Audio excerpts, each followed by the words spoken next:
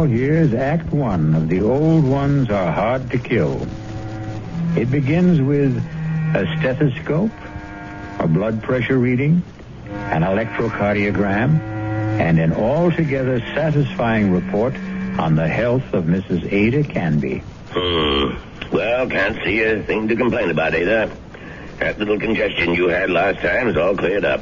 All in all, I'd say you're doing fine. For a woman my age, you mean? The older the chicken, the tougher it is to kill. That's what my grandmother used to tell me, and she lived to be 98.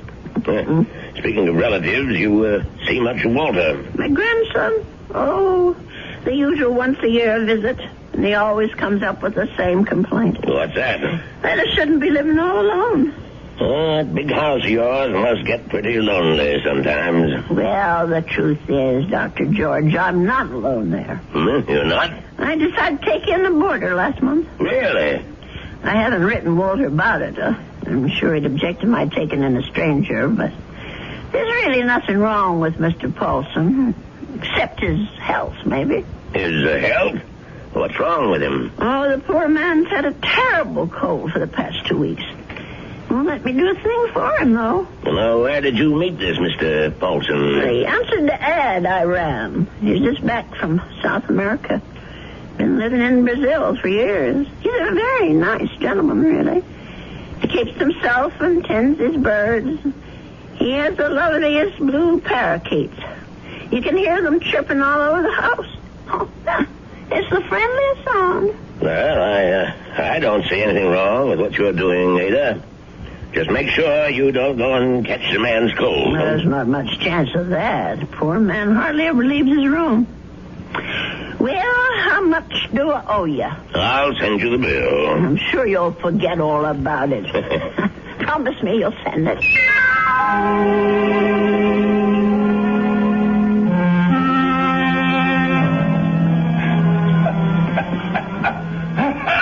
Oh, dear. Mr. Paulson? Are you all right? Yes, Mrs. Canby. I'm all right. That cough sounds worse than ever to me. Why don't you let me fix you a little hot milk and honey? No, thank you, Mrs. Canby. Thanks very much. I'm going to try to get some sleep. Well, all right, if you say so. I guess it's time I was in bed myself.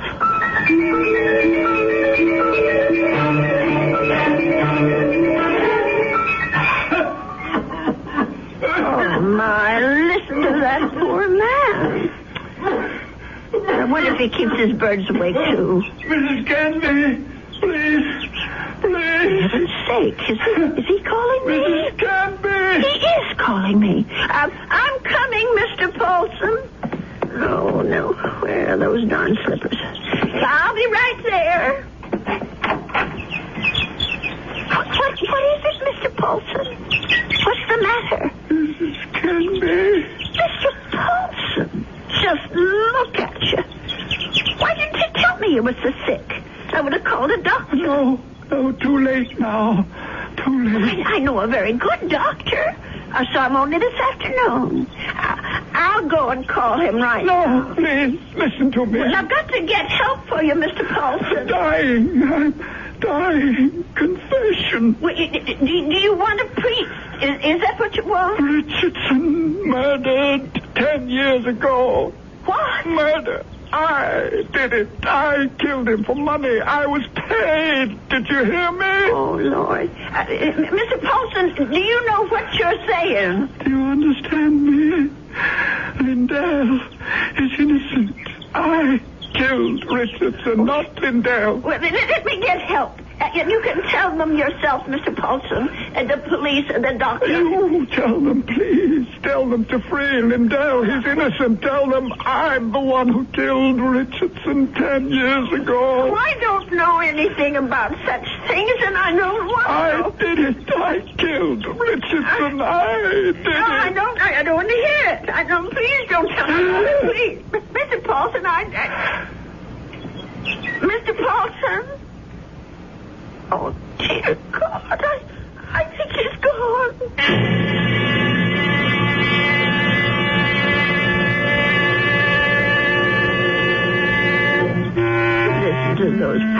birdies. I suppose they miss poor Mr. Paulson. I'll lay them in his room. Well, let's see about this letter now. Dear Walter, I hope you don't mind my turning to you for advice, but I really don't know what to do.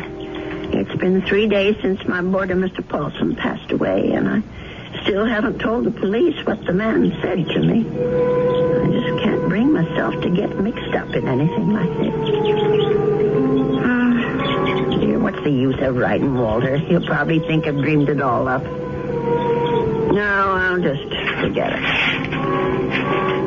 Only how do you forget such a thing? Those names, I keep hearing them. Richardson, Lindell. Lindell is innocent. Oh, dear God, what if it's all true? If Mr. Paulson actually murdered this Richardson and Lindell is innocent? Only, well, who are they? I wonder if a telephone book, well, why not? Let's see. Richard, all right. C-H-A-R-S. Yes, here it is. Oh, Lord, there's dozens of them. Well, I'll try Lindell. That wouldn't be as common, I don't suppose.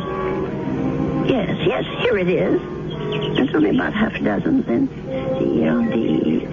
Oh, my heavens. Lindell and Richardson. Both names together. Lindell and Richardson Investments.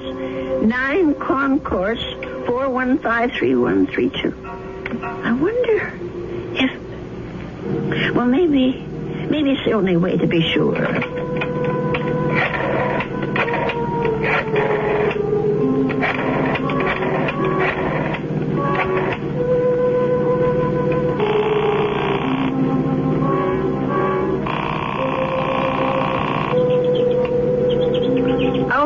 Hello? May I speak to Mr. Lindell? He isn't? Well, then what about Mr. Richardson? Oh, I see. Well, is there someone there I can speak to? Yes, please. Thank you. Hello. This is Mr. Chelton. May I be of service? Well, maybe you can. I want to know about your Mr. Richardson, about when he died. I think I did business with him once, a long time ago. Well, it's 10 years, madam, just about. But if you're interested in investment advice... Well, I'll think about it. Thank you very much. 10 years. Well, it could be a coincidence. I guess it all depends on how he died.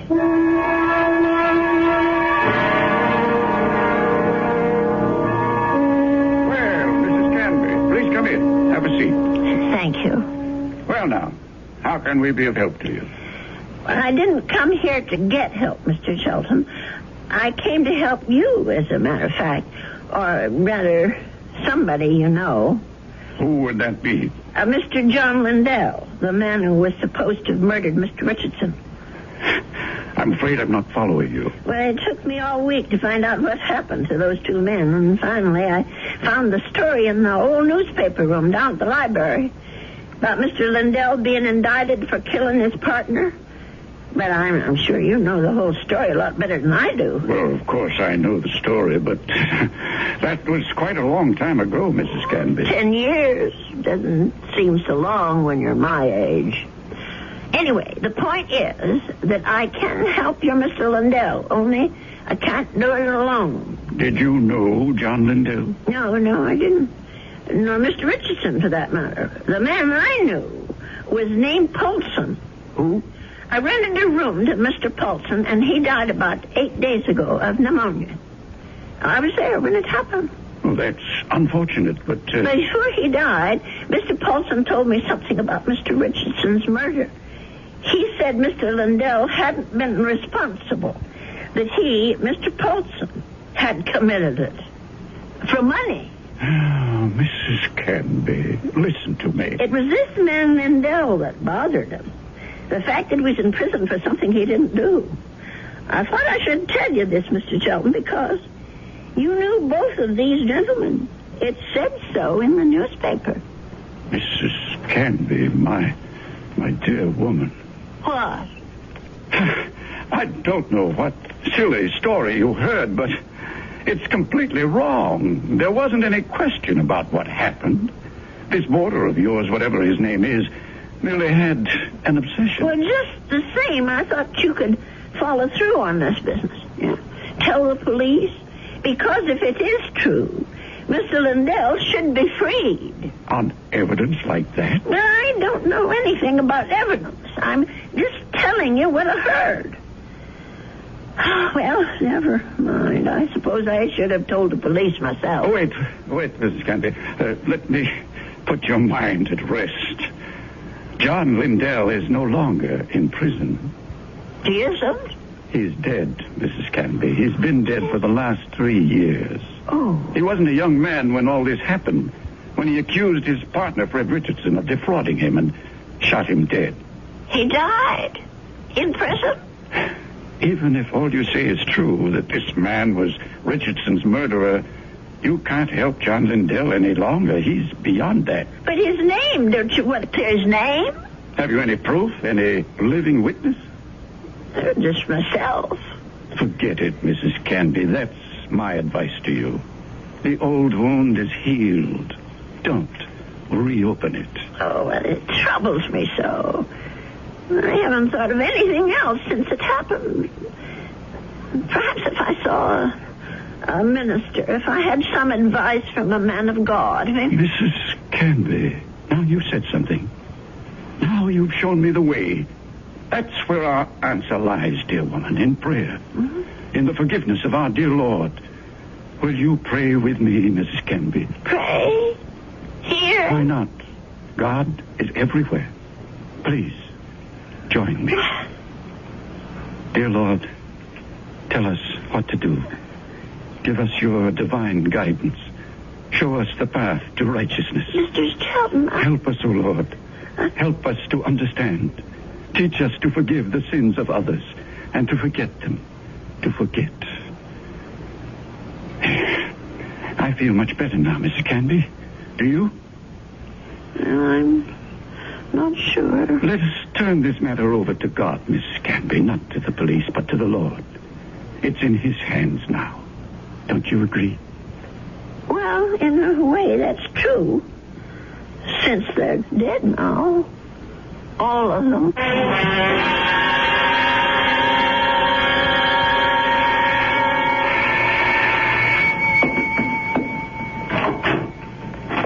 Yes? Mrs. Canby?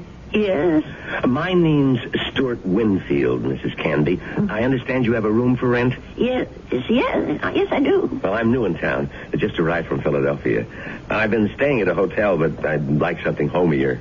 Well, the room I have is $35 a week. I can't offer you any meals, but you can use the kitchen all you want. Well, that sounds good to me. Would you like to see the room? Yes, ma'am, I sure would. Well, come on in then. Thank you. By the way, how did you know I had a room for rent? I was going to place an ad this weekend. Oh, I guess someone at the hotel mentioned it. I forget just who. Say, this is a real fine old house, Mrs. Canby. Mm-hmm. I can see that I'm going to like this place. Just fine.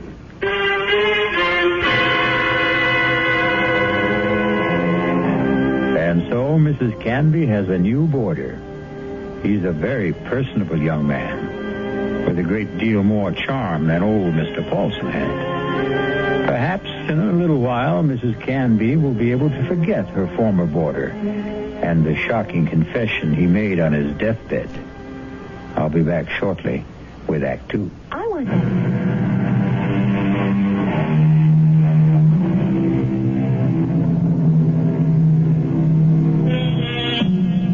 Stu Winfield took no time at all to make himself at home in Ada Canby's big old house. He loved everything about his room. The fine old four-poster bed, the crazy quilt that Ada herself had sewn up 40 years ago, the lace curtains on the window. He even loved Mr. Paulson's blue parakeets. But what he really seemed to like best was Mrs. Canby herself. Just take me 2 minutes to get these clean sheets on the bed, Mr. Here, let me give you a hand. No, I can manage. I've been making this bed for almost 50 years. 50? You've lived in this house that long? Moved in here when I got married back in 1919. My husband David bought it for us. Our only son Ralph was born in it. And you've lost them both? Yes, they're both dead, but I haven't lost them. Oh, yes, I understand, Mrs. Canby. I guess I feel that way about my mom. Your mother's dead? Yes, she died when I was 2. Oh. Listen, Mr. Winfield, are you sure you want these birds in your room? I could take them to the parlor if you want. No, I think they're great. I think everything's great about this house. But there is something you can do for me. What's that? Would you mind not calling me Mr. Winfield? Oh? That's what they call my father. My name's Stuart. Well, all right, Stuart.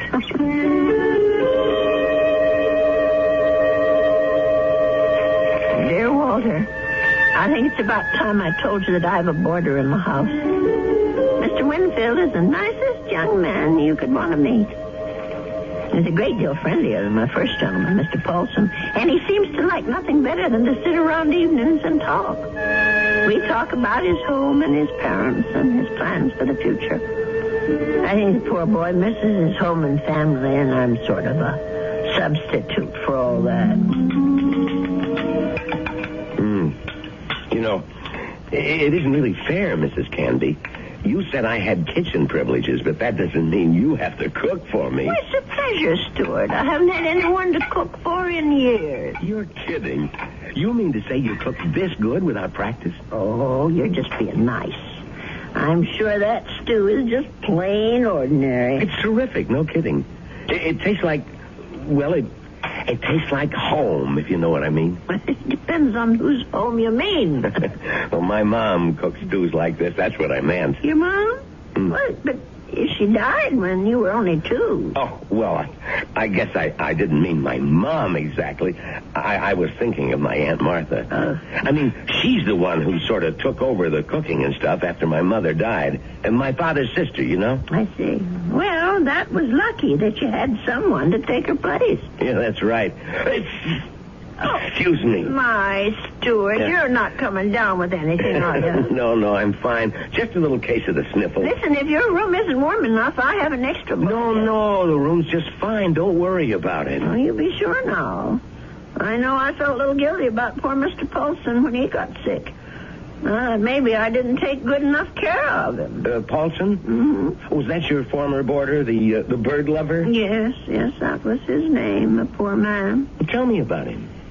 Well, I don't really know that much about him. He lived here less than 2 months. Well, what sort of a guy was he? Well, very quiet. He kept to himself.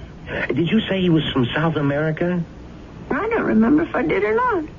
Well, you must have said it. Yes, of course.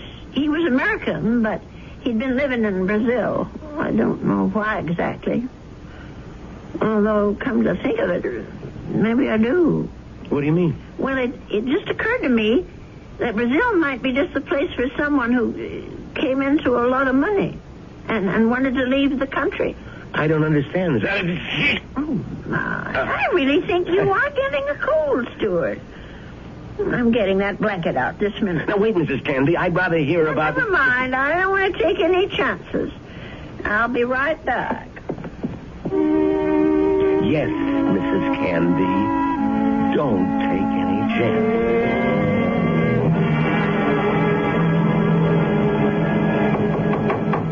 Stuart?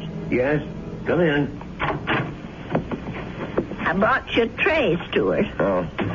No, you shouldn't have. You shouldn't have gone to all that trouble, Mrs. Canby. Wasn't the least bit of trouble. Besides, you've got to have some supper. Feed it cold and starve a fever. That's what I mean, I was going to come out to the kitchen and get myself a sandwich or something. You didn't have to bring it to me. Oh, look at that. Is that roast chicken? Well, that's what it's supposed to be. I hope it tastes all right. Noodle soup with dumplings. Mrs. Canby, you're spoiling me rotten. Do you know that? Yeah, I just thought it'd be a good idea if you stayed in bed and took it easy. You weren't planning to go out tonight, were you? No, I was just going to stay in and read for a while. Maybe watch television. Oh, that's good. Here, I'll just set this tray down. Oh, the service here is just too good. Oh, we never finished our talk the other day about that boarder of yours, Mr. Paulson. Well, there's not much to say about him, really. Well, you said something about his living in South America. You said you thought you understood why he was living there. Sounded real interesting. Well, the truth is, Stuart, there is something to tell about Mr. Paulson. Maybe you can help me feel better about it all. About what? I'm not going to tell you if you don't eat. All right, Mrs. Canby, I'll eat. Well, it happened just about 3 weeks ago.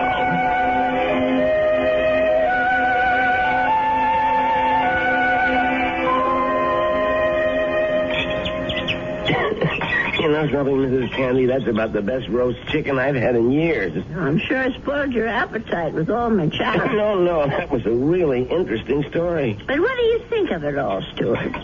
No, the killer is the man who hired Mr. Paulson. Don't you see? Is it right that he should get away with it? Now, wait a minute. You're jumping to conclusions. No, I'm not. Mr. Paulson told me that he was hired to do this thing. Well, maybe he was hired by Lindell. Maybe Lindell hired him, and then Paulson got cold feet, and Lindell did the shooting himself. No, I'm sure that isn't true. You see, I read the newspaper article all about it. Well, you really were thorough about this, weren't you, Mrs. Candy? You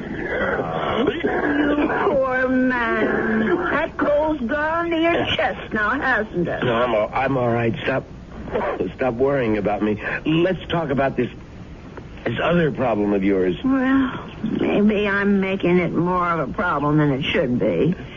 Maybe if I just told the police everything, I could forget it once and for all. No, I really couldn't advise that, Mrs. Candy. Well, it said in the newspaper story that the two men were partners in that investment firm. Mr. Lindell thought that his partner Richardson was cheating, taking money out of the firm, and that's why he's supposed to have shot him. Wasn't there a witness to the shooting? Why, yes, I think there was. Come to think of it, it was Mr. Shelton. That's right. Well, doesn't that wrap it up for you? Well, it would if it wasn't for Mr. Paulson. Listen, Mrs. Candy, you know how much I like you.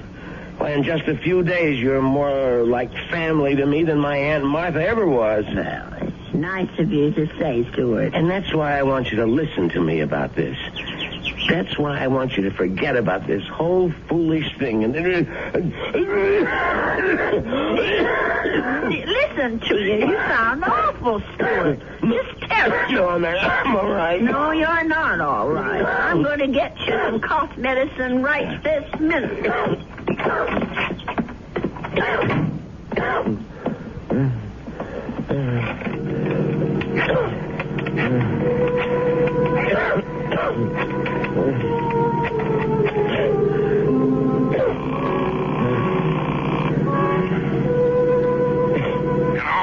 Mr. Shelton, it's me, Winfield. Well, what's happening?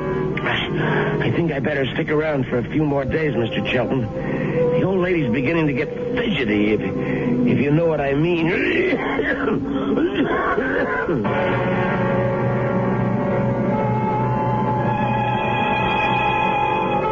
Well, something tells me that Stuart Winfield isn't such a nice young man after all. Could it be that he wasn't telling Mrs. Canby the truth about his dear mother and his Aunt Martha? Could he have not told her the truth about his plans for the future? Of course, the real issue is, what sort of plan does he have for Ada Canby's future? I'll be back shortly with Act 3. If you want to watch...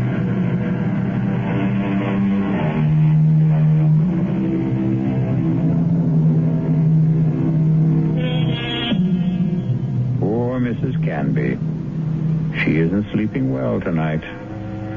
But of course, Mrs. Canby has good reasons for insomnia. Her thoughts are whirling. Her boarder Stuart was right. She doesn't want the bother of going to the police. And she firmly believes in the old adage, if you don't trouble, trouble won't trouble you. But still... Oh, my. I'm just never going to get to sleep tonight. Poor Stuart. He's still coughing. I'm sure that room is just too drafty. I never should have let any boarders in until I got the windows fixed. Oh, dear. That poor boy. I'll never forget the terrible night Mr. Paulson was coughing so badly. Huh? And the way he looked, all gray and shrunken. If only I knew he was so sick. No.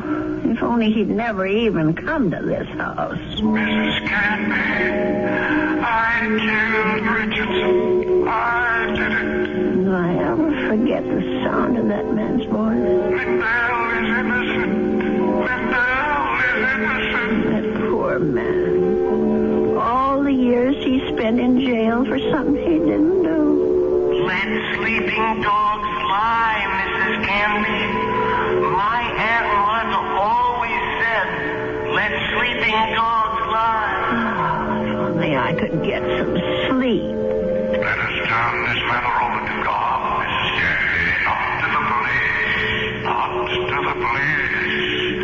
Not to the police. What a strange man he is, Mr. Sheldon. The way he talked about God, praying at his desk. Of course, God is everywhere, but his desk. I killed Richardson. I murdered him for money. I was paid. Paid? Someone had to pay him. Mr. Paulson wasn't the only guilty one. Someone else was, too. Forget. Oh, dear Lord. Mr. Shelton. What did that newspaper article say? The chief witness against Mr. Lindell was Arnold Shelton. But how could he be a witness to something that never happened? How could he be? Oh, I'll have to tell someone. I'll have to talk to someone. Yes, I'll tell Stuart about it. In the morning.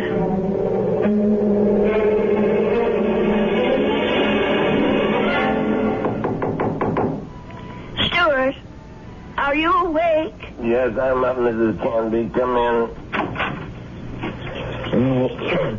Oh, no.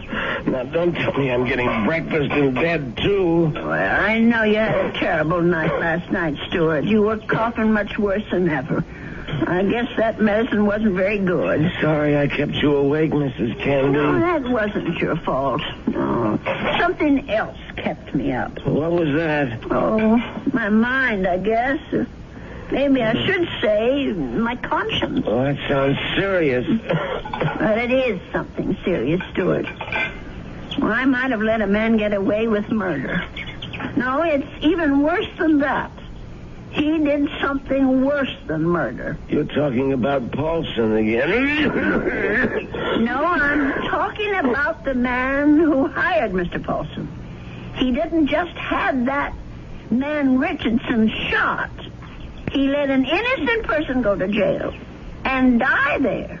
Now, that's like committing 2 murders, if you ask me. I have to tell you something that occurred to me last night. Sure, go ahead. Well, it's about Mr. Shelton. Mr. Arnold Shelton. Yeah? Go on. I'm listening. Stuart, I wonder if maybe the reason Mr. Shelton was so upset with me, the reason he didn't want me to go to the police, was because he was afraid. Explain what you mean. Well, what I mean is maybe Mr. Shelton had good reason, besides the one he told me. He was working for both Mr. Richardson and Mr. Lindell at the time of the murder. Well, so what? Well, he was also the chief witness at the trial. A witness for the prosecution. But he saw the shooting, didn't he? But that's just the point. He saw Mr. Lindell shoot Mr. Richardson. Well, that's not what you told me last time. I mean, that he was an eyewitness. No, that's right. He didn't actually see the shooting. He was miles away when it happened. I don't quite remember the details. There was something about a phone call, maybe? Yes, that's what it was. He claimed that Mr. Richardson was talking to him on the phone when Mr. Lindell showed up at his apartment. He said that Richardson cried out something about Lindell having a gun. And then he heard the shot. But how could that have happened if the gun was fired by Mr. Paulson? If, Mrs. Canby, that's the big little word, isn't it? If. But don't you see what I'm saying, Stuart? Arnold Sheldon had the most to gain. Gain? From what? From both these men leaving the firm. That'll leave the whole thing to him. All those customers, all the investments he handles, all the commissions, or whatever they call it. Are you accusing this guy Shelton of being the killer? Yes. It's the only answer, Stuart. Well, look, if that was the case, the police would have figured it out. But they didn't. There was nothing in the stories I read that pointed any suspicion at Mr. Shelton. I don't suppose it even occurred to them. And now, the company is all his. You don't call that evidence, do you? Well, then why didn't he let me go to the police? Why did he try so hard to talk me out of it? That man was praying to it. He was taking the name of the Lord in vain. Oh, I'm sorry, Stuart. I'm so sorry. I won't bother you anymore. I know what I have to do anyway. Mrs. Candy. I won't be gone long, Stuart. No, wait. But the minute I get back, I'm going to call Dr. George and ask him to come over. You're sick. Never mind the doctor. You're calling the police. No, I won't call them. You're right. I don't want them tracking mud in my parlor. I'm going down to the station house and talk to them.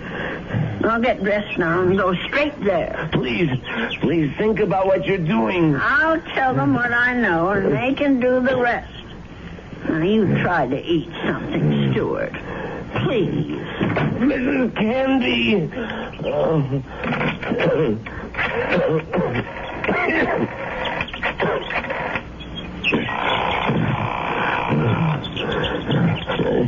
Sheldon? What is this, Winfield? I told you not to call me at the office. It's an emergency. You sound terrible. What's the matter with you? I'm sick. Only you're going to be a lot sicker. What are you talking about? The old lady. I can't stop her. She's decided to talk. What? She figured it out. Figured out exactly what you did, Sheldon, and how you did it. You fool. You've got to stop her. Do you hear me? That wasn't part of the deal, Sheldon. It's all of the deal now. The price didn't include anything like that. The price just doubled. Old ladies are always having accidents. Make her have one. Make her have one now, Winfield. All right.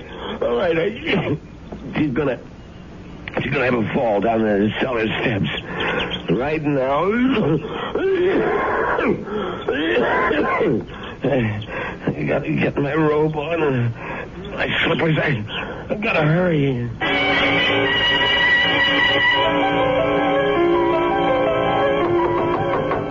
Stuart? Is that you? Open up, Mrs. Canby. Stuart Winfield, what are you doing out of bed? Now, you go right back there this second. I gotta talk to you, Mrs. Canby, before you go to the police. Just listen to you. You're all winded. You can hardly talk, Stuart. Now, go back to bed before you catch pneumonia, too. Now, don't go, Mrs. Canby. It would be better if you never went to the police. Better for you. Better for me. For you? I don't understand. Well, then I wouldn't have to hurt you, Mrs. Canby.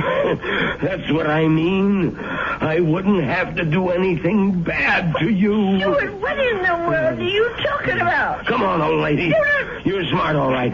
You really think things through. So now think a little harder. You knew? Stuart, you knew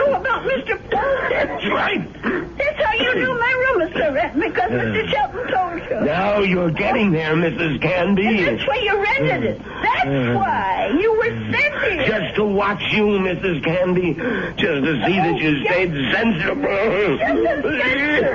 Mr. Shelton, dear. I was hoping you'd never change your mind about calling the police. I didn't want this part of it. This isn't the part I like. Let me go, dear. Just relax, Mrs. Canby. Just take it easy. Please, Why, you're as light as a feather, Mrs. Canby. Just like my Aunt Martha would have been if I had an Aunt Martha.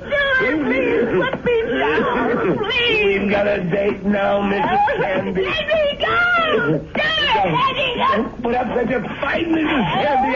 I'm sick, remember? Just shut your eyes. Please, shut your eyes and don't look down. Oh, God. Those stairs. Shut your eyes, old lady. They'll all be over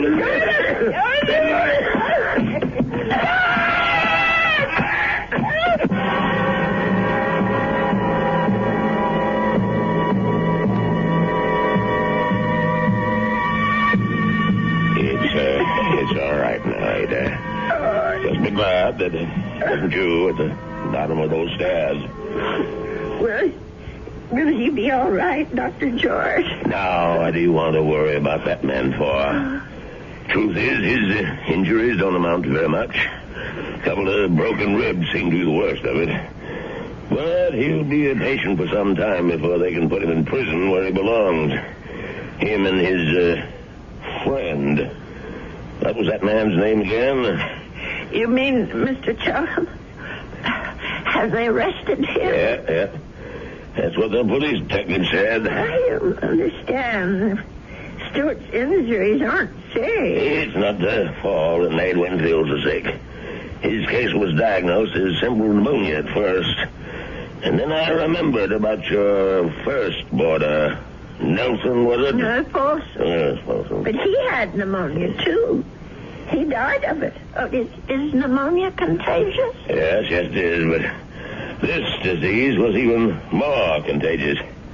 It's a pneumonia caused by a disease called psittacosis, better known as parrot fever. You get it from sick birds, like the parakeets in your spare room. Oh, no. Mr.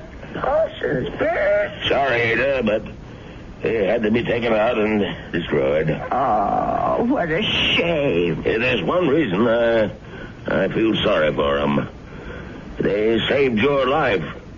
Made Mr. Winfield too weak even to throw a little old lady down a flight of steps.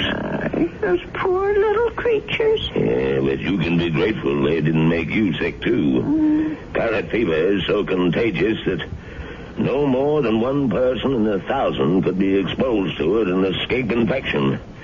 It was pretty darn close to a miracle, Ada. They're hard to kill, Doctor. Remember? The old ones are hard to kill.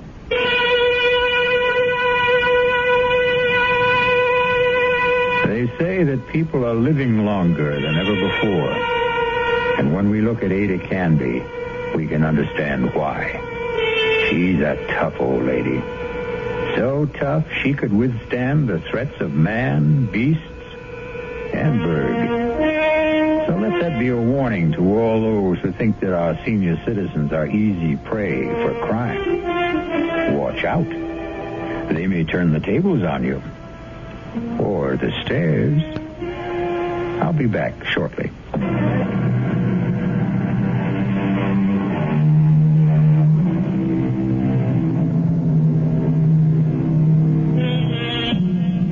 We have one final comment for you on behalf of Ada Canby and old people everywhere. There's a saying, there's no fool like an old fool. But it's also true that there's no wisdom and strength like old wisdom and strength. There. Does that make you feel better about your next birthday? Our cast included Agnes Moorehead, Leon Janney, and Roger DeKoven. The entire production was under the direction of Hyman Brown. This is E.G. Marshall inviting you to return to our Mystery Theater for another adventure in the macabre. Until next time, pleasant dreams.